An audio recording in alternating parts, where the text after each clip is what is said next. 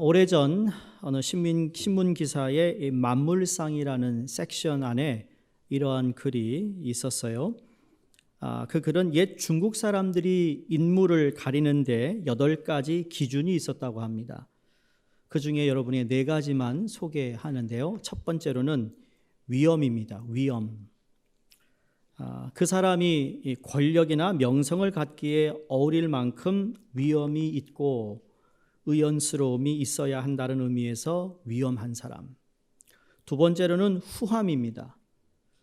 그릇이 커서 많은 사람을 포용할 수 있는 어떤 관대를 이야기한다고 합니다.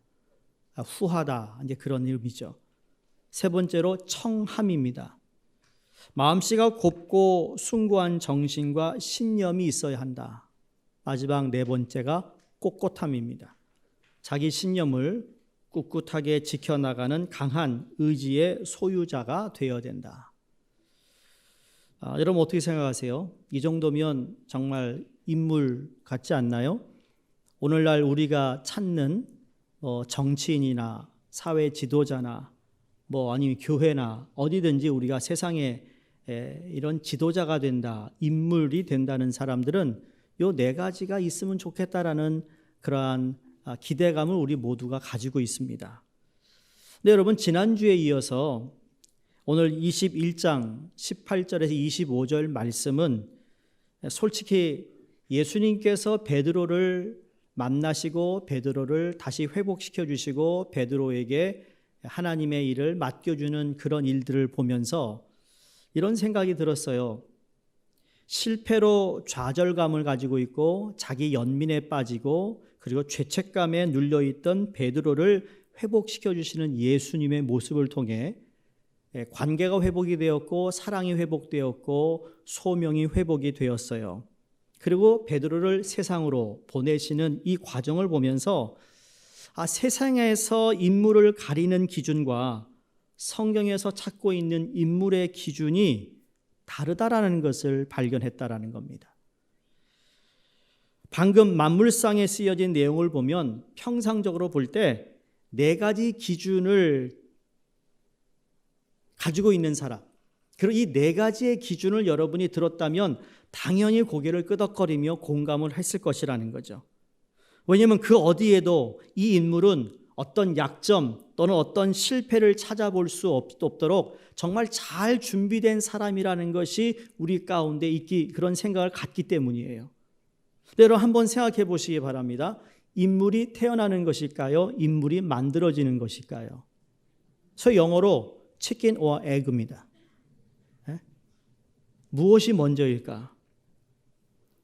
여러분 하나님의 사람, 하나님의 일꾼, 하나님이 생각하는 인물은 어떤 사람인가? 성경 전체를 다 찾아보아도 하나님이 찾으시는 인물은 그 기준은 세상의 기준과 다르다라는 것을 알 수 있습니다.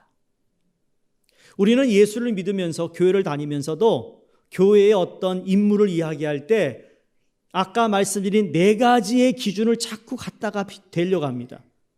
그 기준을 가지고 자꾸 비교해서 이 사람은 아니다, 그렇다, 안 된다, 된다라는 생각을 갖고 있다라는 거죠. 세상의 기준을 가지고 교회의 기준에다 맞추려고 한다는 거죠. 여러분 우리는 정확히 알아야 됩니다. 하나님의 말씀을 찾아보면 여기에 그 어느 누구도 위엄이 있고 후함이 있고 청함이 있고 꼿꼿함을 가지고 있는 사람을 세운 적이 없다라는 거예요. 없어요. 여러분 아시죠? 저희 교회 제가 담임하고 벌써 몇 번째 임직식을 하는데 우리 임직 받을 분들에 대한 사회적인 이력서를 제가 본 적이 한 번도 없어요. 요구하지도 않아요. 제가 그 교단의 목사고시위원회에 있어요.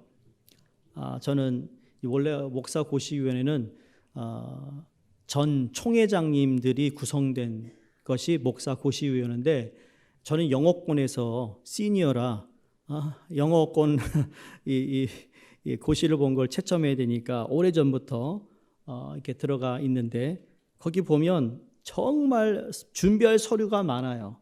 우리 우전사님 이제 5월 달에 안수를 받을 겁니다. 그 서류가 얼마나 제일 많아요. 목사 안수 준비가. 학교 졸업증 시작해서 이력서로 시작해서 자기 목회 소견서 시작해가지고 그리고 시험 본 거 이거 7과목 시험 다 합격해야 되고 심리부 거쳐야 되고 인사부 거쳐야 되고 고시위원 거쳐야 되고 많아요, 많아. 근데 목사가 되는데 여러분 다 A 받은 사람 목사 되는 거 보셨어요?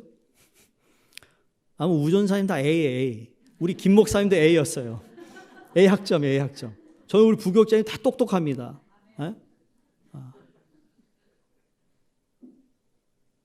다 공부를 잘해요. 우리 김동서 목사님 이제 5월달에 이제 파이널리 박사학위를 받게 됩니다. 다 공부를 잘해요. 제가 제일 못하는 것 같아. 제가 못하니까 똑똑한 부교육자를 쓰는 거니까. 참 그거 보면 근데 목사 안수도 보면 여러분 학점 가지고 주지 않아요. 교회에 임직한다. 사람을 세울 때도요. 여러분 그 사람이 무슨 얼마를 버느냐. 학교는 어디까지 나왔냐. 그거 하나도 보지 않아요. 난 몰라요. 1년에 얼마 버는지도 몰라요. 왜 이 말씀을 굳이 드리느냐. 세상에서 가지고 있는 기준으로 사람을 세우는 것이 아니기 때문이라는 걸 말씀드리는 거예요. 하나님의 일꾼, 하나님의 사람, 이 세상의 기준과 다른 것을 알 수 있는, 그럼 어떻게 알 수 있을까? 예수님께서 하신 말씀의 기준으로 딱 3가지만 여러분에게 말씀드릴게요. 요한복음 21장에서 이미 주님이 베드로에게 내 양을 먹이라 했잖아요. 하나님이 찾으시는 인물은 내 양을 먹이는 사람이지 내 양을 먹는 사람이 아니에요. 차이를 잘 아셔야 됩니다. 또 물고기 2마리와 떡 5덩이로 5,000명을 먹이는 사람이지 5,000명분을 혼자 먹는 사람이 아닙니다. 나를 부인하고 십자가를 지고 주님을 따르라 하는 사람이지 나를 귀히 여겨 십자가를 팽개치고 자기 마음대로 사는 사람이 아닙니다. 자신이 실수하고 죄로 인해 실패의 쓴맛을 보았어도 주님께 나와 회개하고 용서를 받은 사람이면 그 사람은 하나님이 찾는 인물로 살아갈 수 있습니다. 저와 여러분은 다 거기에 속한 사람이라고 믿습니다. 하나님의 은혜가 아니면, 사랑이 아니면 이 자리에 아무도 나와 있을 사람이 없습니다. 저도 그렇습니다. 성경은 실수와 실패 경험자들 역시도 주님께서 하나님 나라를 위해 쓰신다는 말씀이 얼마나 많은지 여러분 이 부분을 꼭 기억할 수 있기를 바랍니다. 예수님께서 베드로에게 내가 나를 사랑하느냐? 그렇다면 내 양을 먹이라 하시면서 디베라 바닷가에서 풀이 주고 고기를 잡고 있던 베드로와 제자들에게 다시 한번 해봐 라고 기회를 주신 것이죠. 오늘도 예배를 통해 아까도 우리 안수 집사님이 기도하셨지만 그래요. 우리가 알면서도 지은 죄가 있어요. 그렇게 살면 안 되는 걸 알면서도 나도 모르게 욕심이 생겼고 그리고 십자가의 길을 가기보다는 세상의 넓은 길을 가려고 했지만 이 자리에 다시 나와 주님께서 다시 한번 해보라고 하시는 음성을 우리가 들을 때마다 여러분 우리의 노력과 내 힘과 능력이 아닌 하나님의 은혜임을 다시 한번 우리가 깨닫는 순간이 아닌가요? 그게 예배의 자리죠. 예배의 자리에서 내가 누군지를 깨닫고 하나님이 어떠한 분임을 내가 제대로 정확히 보면서 주님이 내게 주시는 마음, 그 말씀을 따라 살아가는 겁니다. 여러분 우리가 실패한 장소들이 있습니다. 그러나 주님의 그거 실패가 아니라는 거예요. 우리는 실패했지만 주님은 실패하지 않으세요. 예수님의 십자가가 실패가 아니었습니다. 그건 승리였습니다. 죽어야만 사는 것이 하나님의 섭리였기 때문이죠. 여러분께서 여태까지 살아오면서 어릴 적부터 가졌던 꿈이 깨진 것들이 많이 있을 수 있습니다. 내가 깨트려버린 순결도 있을 것이고 넘어서는 안 될 선을 넘은 잘못들도 있을 것입니다. 그래서 어느 부분의 마음에 크게 상처가 나지 않은 사람이 이 자리에 한 명도 없을 것입니다. 여러분 내가 끝이라고 말해도 주님은 끝이 아니라고 말씀하신다는 겁니다. 아직 끝나지 않았어요. 디베라 바닷가에서 주님이 말씀하시기를 다시 한번 해보자 하셨듯이 오늘 저희에게도 동일하게 다시 한번 해봐라 라고 말씀하시는 줄로 믿습니다. 성도님들의 마음속에, 근데 그게 어떤 형태들인지 간에 그것이 상처이든 실패이든 그것으로부터 자유하시고 치유받으시기를 주 이름으로 축원드립니다. 그러므로 세상의 기준이 아닌 하나님 말씀의 기준으로 본다면 낮아지고 낮아지는 사람이, 희생하고 또 희생하는 사람이, 그리고 남을 더 높이 올리는 사람이 하나님이 찾는 인물이라는 것을 우리가 안다면, 이렇게 베드로처럼 실패하고 죄책감에 좌절감에 있는 그를 다시 부르셨을 때 그 부르심에 내 주님, 내가 주님을 사랑하는 줄 주님이 아십니다 라고 고백하는 사람을 하나님께서 쓰시는 것이죠. 다윗이 얼마나 용맹하고 얼마나 하나님을 사랑했어요. 근데 바시바를 취하는 일로 인하여 그의 삶이 흔들립니다. 근데 나단 선지자를 통하여서 바로 그 나쁜 짓을 한 사람이 다윗 왕입니다라고 지적했을 때 다윗이 부인하지 않고, 다윗이 그 나단을 없애거나 그것을 덮으려고 하지 않고 그 자리에서 어린아이 마음처럼 순수하게 하나님께 회개와 용서를 구합니다. 그래서 Create me a clean heart, 주님 내 안에 정직한 마음을 주시옵소서, 정직한 영혼을 허락하여 주시옵소서. Cast me not away from the spirit, 주의 영으로부터 나를 멀어지지 않게 해주시고 다시 Restore me the salvation of joy, 내 구원의 기쁨을 허락하여 주시옵소서라고 그렇게 간구했던 다윗을 하나님은 끝까지, 그가 죽을 때까지 이스라엘 왕으로 그를 사용하셨던 것을 보면 여러분, 실수, 실패, 죄 있습니다. 그럼에도 불구하고 내 그것을 인정하고 주님께 나오면 여러분, 그 사람이야말로 하나님께서 다시 하나님의 인물로 사용할 수 있는 사람이라는 사실을 성경은 우리에게 누차 말씀하고 있습니다. 예수님께서 내 양을 먹이라, 이 말씀은 여러분 목회자에게만 주신 말씀이 아니라 여기 계신 성도님 한 분 한 분에게 주신 말씀이에요. 18절을 한번 다시 보겠습니다. 내가 진실로 진실로 내게 이르노니 내가 젊어서는 스스로 띠뛰고 원하는 곳으로 다녔거니와 늙어서는 내 팔을 벌리리니 남이 내게 띠띠우고 원하지 아니하는 곳으로 데려가리라. 이 말씀은 이런 뜻입니다. 예수님께서 베드로에게 나를 따르라 하고 말씀하셨을 때는 단순히 사명감을 가지고 스스로 주님의 길을 걸어갈 것을 당부하신 말씀이 아니었어요. 이때까지만 해도 베드로는 스스로 원하는 곳을 다녔습니다. 여러분, 그런 거 느끼시죠? 나이를 먹을수록 내가 마음먹은 대로 되지 않은 것이 인생이라는 거, 내가 가고 싶다고 갈 수 있는 것이 아니라는 거죠. 그걸 느끼는데, 그러면서 이 베드로가 그전에는 네가 지금까지 너의 감정에, 너의 선택에, 너의 의지로 그렇게 다녔지만 이제부터는 그렇게 다닐 수 없다라는 거죠. 그럼 어떻게 다니는가? 주님께서 강제적으로 베드로를 인도하실 것을 말씀하고 있습니다. 더 이상 너는 베드로서 살아가는 그 모습이 이제는 하나님이 원하시고 하나님이 목적하시는 일을 위하여 그 길을 가야 되기 때문에 이제는 there is no you, 너 베드로는 없다라는 거예요. 여러분, 여기 내 팔을 벌리리라는 말씀은 십자가를 지는 것을 의미하고 있어요. 여러분 생각해 보세요. 이 말씀이 베드로에게 얼마나 충격적이었을까? 베드로야, 내가 너를 회복한다, 치유한다, 너무 좋았어요. 앞으로 내 양을 먹여. 거기까지는 내가 너무 그럴게요, 사랑하니까. 그런데 말이야, 베드로야, 네가 십자가에서 죽을 거다. 이거 아주 무서운 말이에요. 여기 내 팔을 벌리리니, 이 말씀은 또한 여러분과 저 역시 양팔을 주님을 향해 벌림으로 주님께 항복해야 된다는 의미가 포함되어 있습니다. 여러분, 주님을 따라가는 저와 여러분, 항복해야 된다는 거예요.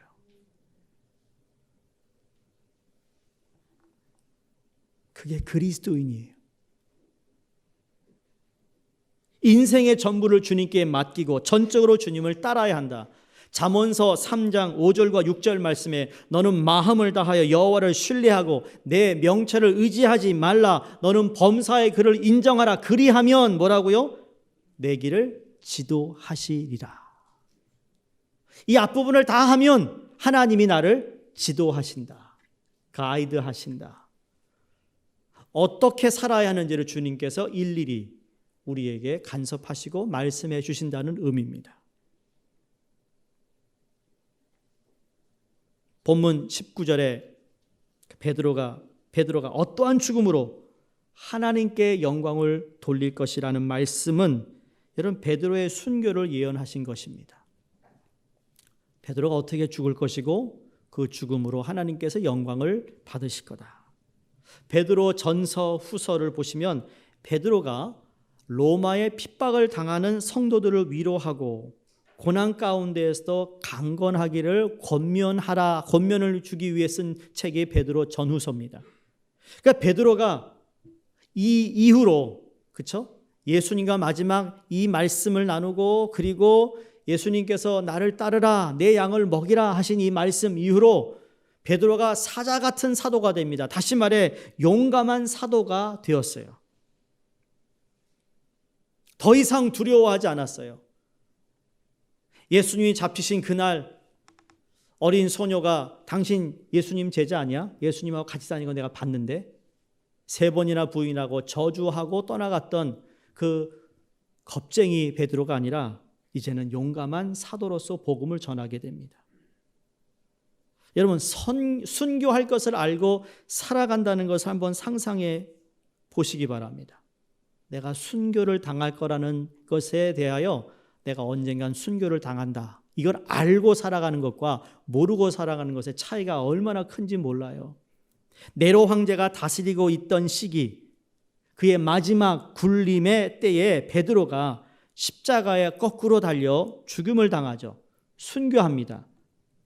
베드로가 지금 예수님과 대화하고 있는 요한복음 21장 내 양을 먹이라 하시며 그를 회복시켜 주신 이 시점으로부터 약 30년 뒤에 베드로가 순교를 당합니다. 몇십 년 후에 내가 순교할 거라는 것을 알고 있었던 베드로. 마치 예수님의 인생이 그러했듯 베드로도 십자가 나의 마지막 종착역이었다라는 것을 알고 살아갔다라는 거죠. 이러한 삶이 이런 삶을 한번 묵상해 보는 것도 필요하다고 생각합니다. 왜냐하면 우리가 예수 그리스도를 믿는 것이 꽃밭이 아니라고 말씀드렸잖아요. 꽃밭이 아닌데도 꽃밭을 걷는 것처럼 가는 것입니다. 꽃밭은 아니지만 꽃밭처럼 가는 거예요.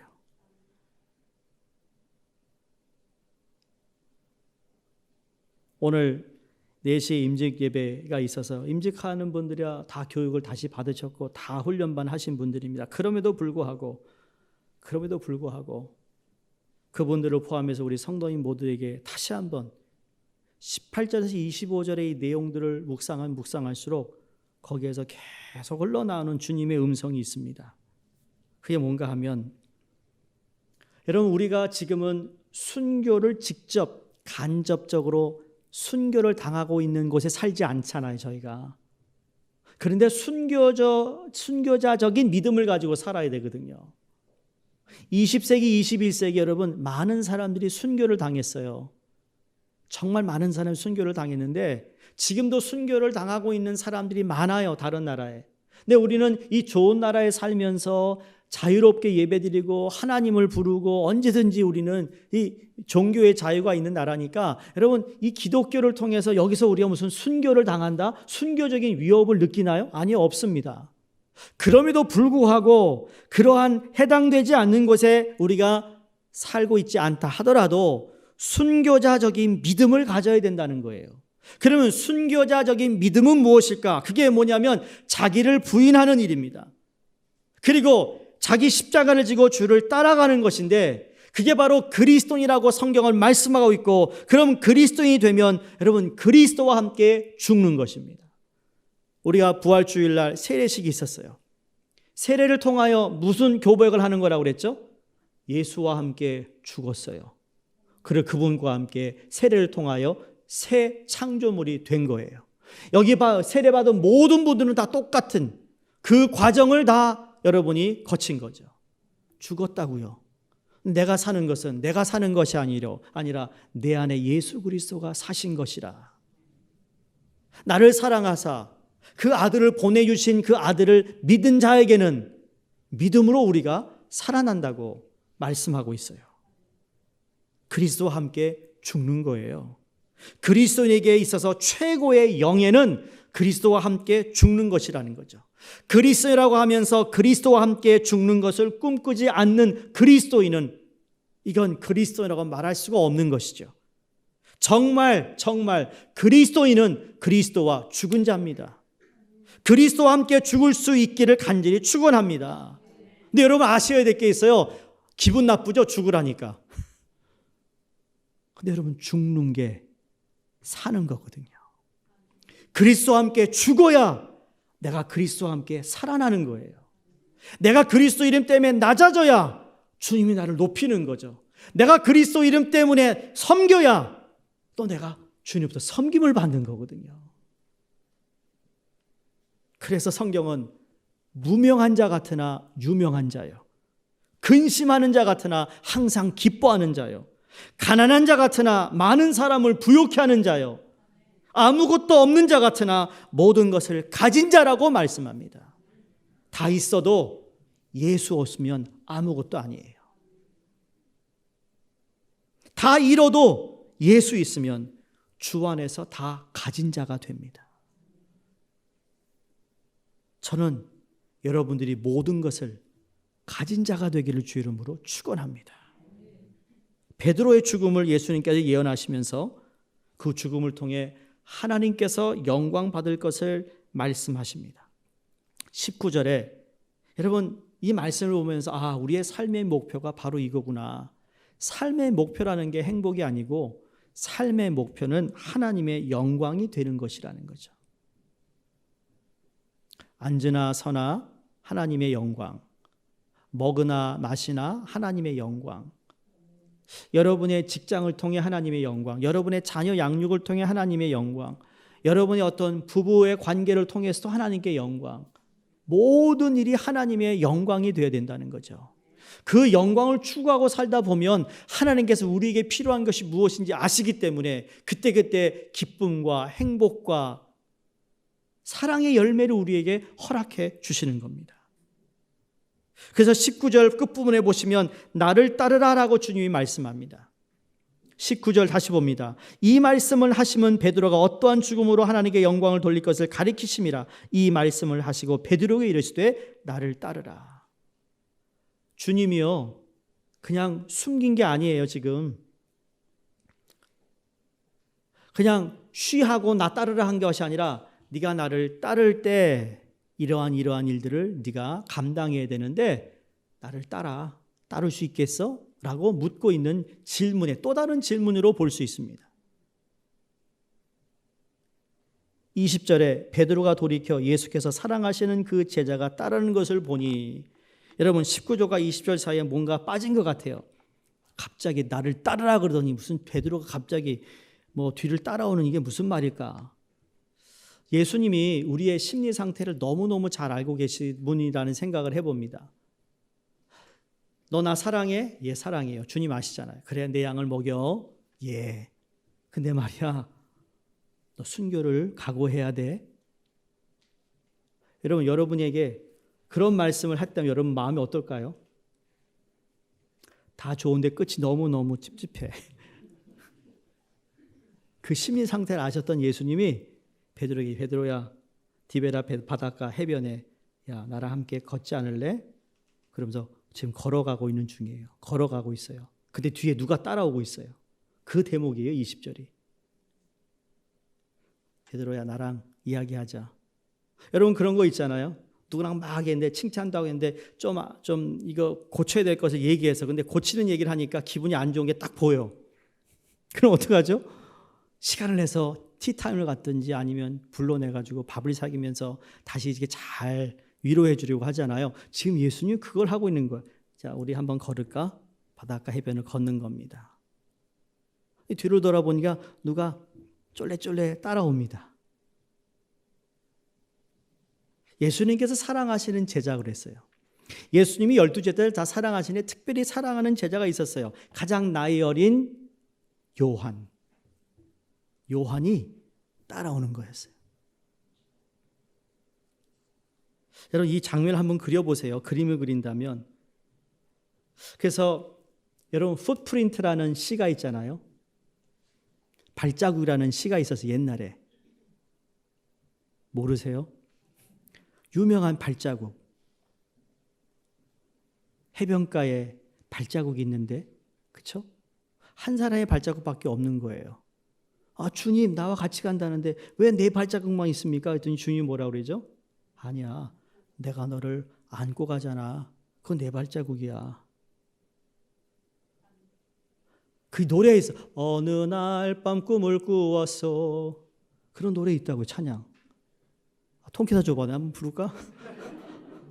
얼마나 낭만적이 그 너무 멋있어요. 그 노래. 예? 옛날에 교회 다닐 때 그 노래 부르면 말이에요. 그냥 뿅 갔어요. 다들. 어느 날 밤 꿈을 꾸었어. 지금 그거를 연상케 하는 거예요. 누가 사랑하는 제자가 막 쫄래쫄래 따라옵니다. 근데 그 사랑하는 제자가 요한이었어요. 그런데 요한은 복음서를 보면 알겠지만 중요한 장소에 요한이 빠진 적이 없어요. 요한이 항상 끼어 있어요. 그걸 보면서 야, 예수님이 사랑하는 사람이 된다는 것이 이렇게 특혜가 있구나. 여러분 하나님이 여러분을 보실 때마다 다 사랑하지만 아유 참 저 사랑하는 저 아무개 그랬어 얼마나 좋을까. 많고 많은 사람 가운데 뭐 선택받아 여러분 우리 그리스도인 가운데 주님이 그런 게 아니에요. 지금 베드로가 3년을 주님을 쫓아다니면서 정말 예수님이 요한을 참 사랑하시네. 그걸 베드로도 알았다라는 거예요. 수제자인 베드로도 인간적으로 볼 때는 시기심이 있을 정도로 예수님이 저 어린 제자를 참 사랑하시네. 여러분 그런 사람 되시라고요. 희한하네. 저 집사님은 하나님이 진짜 사랑하나 봐. 그런 분 말이에요.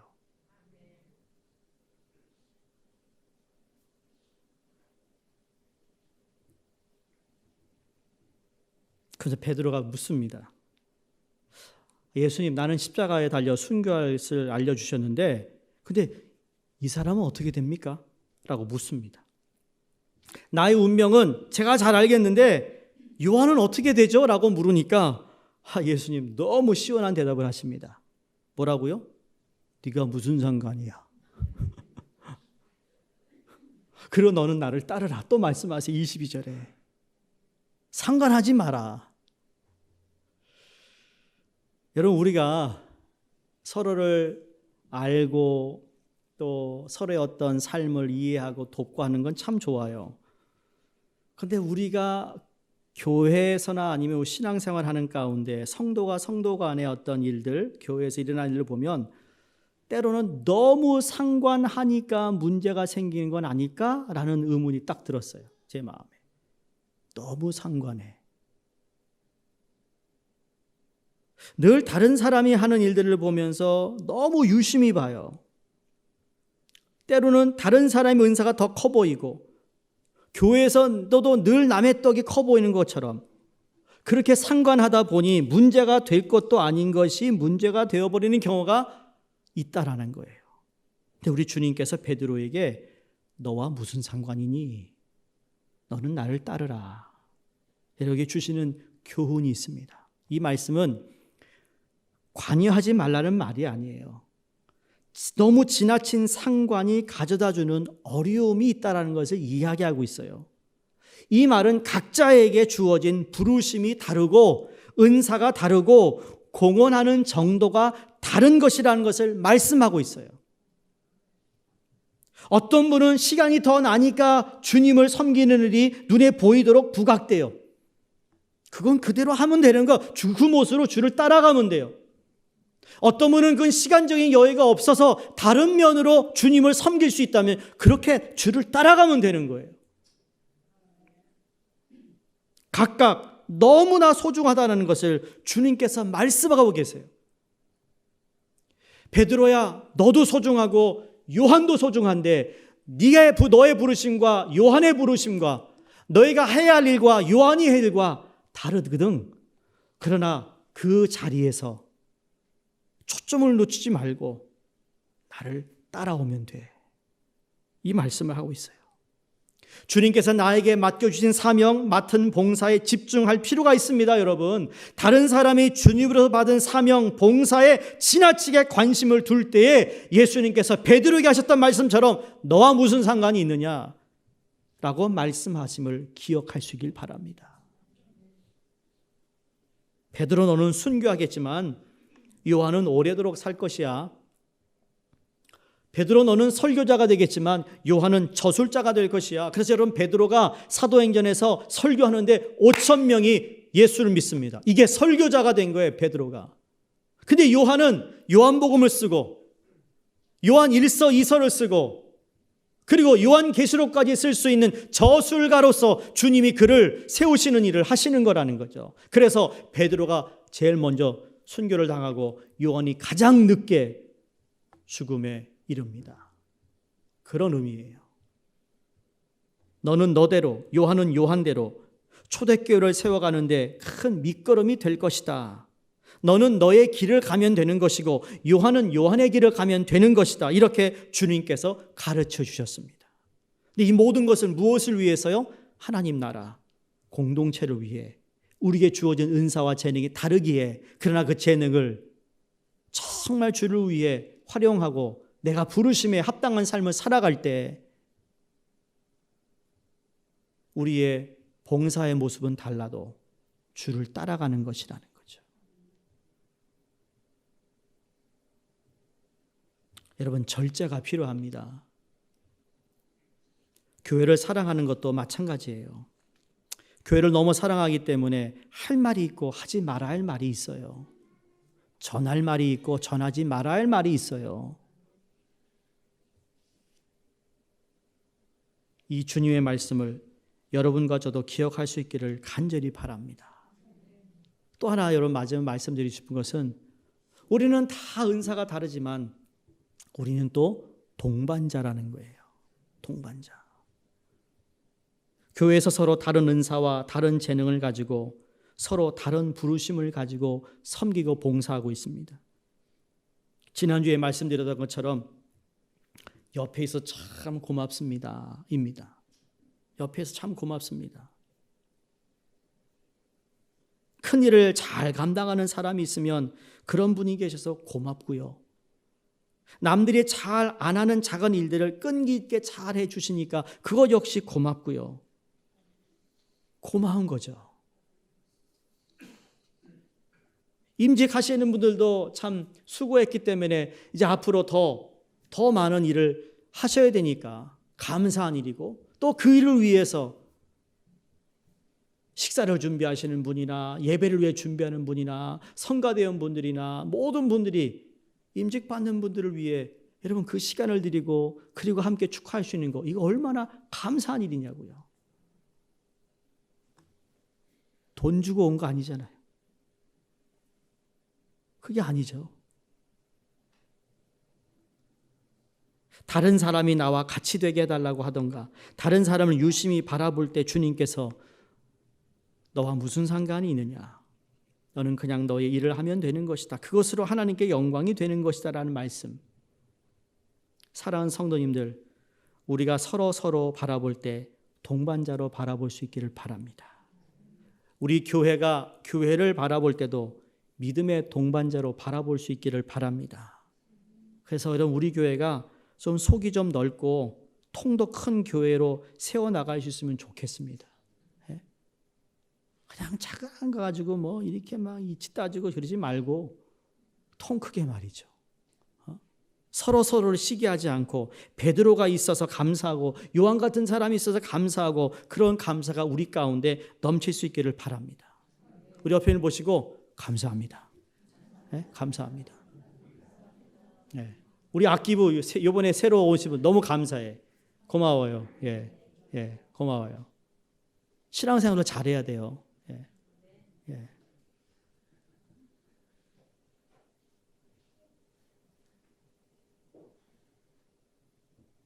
우리 악기부가 코로나 때 수고 많았거든요. 특송을 해야 되기 때문에.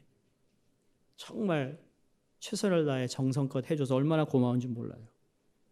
특히 우린 이사간 나영, 제가 우리 아는 목사님 전화했어요. 좋은 사람 가니까 꼭 잡아라. 후배 목사예요. 그래야 되잖아요. 누가 간다 그러면 마음이 안 되는데 그런 사람이 돼야지. 갔는지 말았는지 왔는지 그런 존재감이 있어요. 존재감. 그래 알았어. 네. 죄를 봐도 감사해. 그렇죠? 생명이 있는 거예요. 생명. 괜찮아요. 데려가지 마요. 그냥 앉아있어. 괜찮아. 괜찮아요. 애들이 우는 게 괜찮아요. 걔도 알아. 25절입니다. 예수께서 행하신 일이 이외에도 많으니 만일 낱낱이 기록된다면 이 세상이라도 이 기록된 책을 두기에 부족할 줄 아노라. 과장법을 쓰고 있어요. 요한이. 이 세상이라도 이 기록된 것을 두기에 부족하다. 예수 그리스도의 십자가와 부활 속에 나타난 그 하나님의 은혜가 정말로 넘쳐나서 이 세상의 책에 다 기록해도 그 안에 다 적을 수 없을 만큼 그렇게 크다라는 것을 사도 요한이 표현하고 있습니다. 여러분 요한복음 21장 25절 이 말씀의 배경으로 지어진 찬송가가 있어요. 새 찬송가 304장인데 하늘을 두루마리 삼고 바다를 먹물 삼아도 한없는 하나님의 사랑 다 기록할 수 없겠네. 하나님의 크신 사랑 그 어찌 다 쓸까? 저 하늘 높이 쌓아도 채우지 못하네. 이 가사는 FM 레만이라는 사람이 이 찬송가를 지었는데요. 이 레만이라는 사람이 유대인의 시에서 이것을 아이들을 읽고 나서 그 시에서 그 근거로 이 찬송 가사를 썼다고 합니다. 확인하진 못했지만 이 시를 쓴 유대인이 예수를 믿는 사람이었는지는 모르겠어요. 만약에 예수를 믿었다면 메시아닉 주이시가 되겠지만 그러나 그가 그런지 모르겠어요. 또 예수 그리스도를 믿지 않은 유대인이라 할지라도 이런 시를 지었다면 실제 유대인들 중에서 랍비들이 이와 비슷한 시를 썼을 수도 있다라는 겁니다. 그런데 유대인들은 예수를 모르잖아요. 근데 우리는 예수를 알 뿐만 아니라 하나님까지 알고 있어요. 유대인들은 하나님의 사랑을 이야기할 때 이런 표현을 했는데 우리는 하나님의 사랑을 예수 그리스도를 통하여 직접적으로 경험했던 우리라면 그 부활의 능력을 경험하고 재림을 소망하는 사람들의 삶에서 나오는 찬송은 얼마나 더 풍성해야 할까라는 것을 생각하게 합니다. 그 크신 하나님의 사랑 말로 다 형용 못하네. 하늘을 두루마리 삼고 바다를 먹물 삼아도 한없는 하나님의 사랑을 다 기록할 수 없다라는 거예요. 여러분 그 하나님의 사랑을 우리가 마음껏 표현하되 여러분 표현하고 표현해도 끝없는 것이 하나님의 사랑이기를 믿습니다. 그 사랑의 빚진 자로서 오늘도 주님이 우리를 다시 회복시켜 주시고 다시 해보라 말씀하시고 우리로 하여금 그리스도와 함께 그 길을 가르라 하신 예수님의 음성을 들으시고 바로 주님과 함께 가는 삶이 축복이요. 또 우리에게 주신 행복이요. 또 우리가 가야 할 길이 혼자 가는 길이 아니라 내 옆에 좌우에 앞뒤로 동반자가 있다라는 사실을 기억하며 하나님의 영광을 위해 살아가기를 주의 이름으로 축원드립니다. 기도하겠습니다.